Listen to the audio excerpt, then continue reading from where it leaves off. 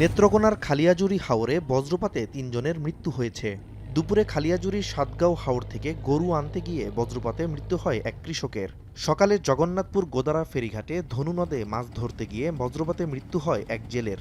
এছাড়া বিকেলে খালিয়াজুড়ির কৃষ্ণপুর হাওরে আরও এক শ্রমিকের মৃত্যু হয়।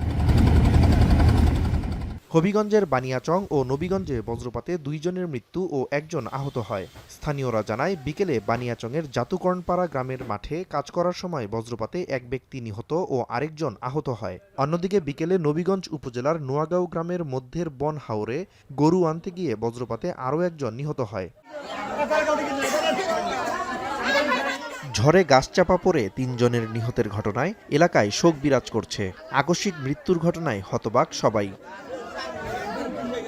এলাকাবাসী জানায়, রাতে ২ মেয়েকে নিয়ে ঘুমিয়েছিলেন জামালপুরের মেলান্দহ উপজেলার পূর্বদাগী গ্রামের খুকি বেগম।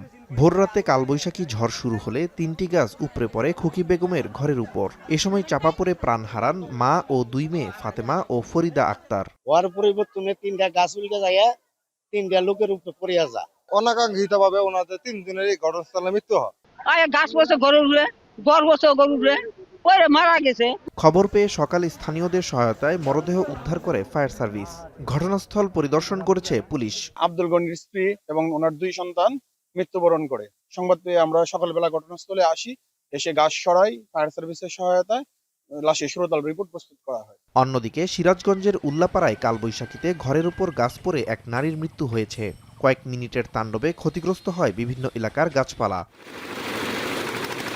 দেশের বিভিন্ন এলাকায় বৈশাখী তাণ্ডবে শঙ্কিত হাওরের ধান চাষিরা। ভারী বৃষ্টিপাতের আভাসে অগ্রিম ধান কেটে নেওয়ার অনুরোধ জানিয়ে বিজ্ঞপ্তি প্রকাশ করেছে পানি উন্নয়ন বোর্ড। আমাদের সুরমা নদীর পানি ইতিমধ্যে বৃদ্ধি পেয়েছে। যদি অতি ভারী থেকে অতি ভারী বৃষ্টিপাত হয়, সেক্ষেত্রে একটা আগাম বন্যার আশঙ্কা রয়েছে। রোববার সারা দেশে বজ্রপাতে ১৪ জনের প্রাণহানির ঘটনায় ধান কাটা শ্রমিকদের মাঝে আতঙ্ক বিরাজ করছে। নাজমুস সাকিব, সামি, এখন।